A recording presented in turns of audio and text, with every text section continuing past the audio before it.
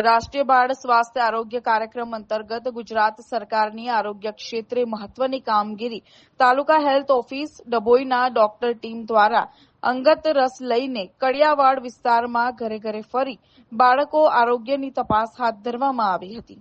તાલુકા health officer દ્વારા Dabhoi RBSK ટીમના સ્ટાફે ઘરે ઘરે ફરીને રાષ્ટ્રીય બાળ સ્વાસ્થ્ય આરોગ્ય કાર્યક્રમ અંતર્ગત કડિયાવાડ વિસ્તારમાં બાળકોની આરોગ્ય તપાસ હાથ ધરી હતી. માતાઓને બાળકોના આરોગ્ય અંગે જાણકારી આપી હતી તેમજ જરૂરિયાતમંદ બાળકોને આગળ સારવાર અર્થે રેફર કરવામાં આવ્યા હતા.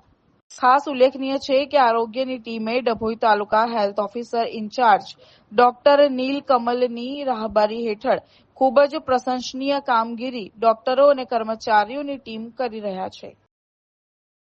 બાળકોની આરોગ્ય તપાસ કડિયાવાડ વિસ્તારમાં તાલુકા હેલ્થ ઓફિસ ડભોઈ તરફથી આરબીએસકે ટીમ આજે અર્બનમાં ફરી રહી છે. કડિયાવાડ વિસ્તારમાં 0 થી 5 વર્ષના બાળકોની કેરિયરની તપાસ કરવામાં આવે છે. તપાસની અંદર શું તપાસણી કરો છો? અંદર બાળકનું વજન, ઊંચાઈ, બાવળાનું માપ લેવામાં આવે છે. બાળકને જન્મજાત કોઈ કાપણ છે કે નહીં, કોઈ પણ ડિઝીઝ છે કે નહીં એ વિશેની માહિતી લેવામાં આવે છે.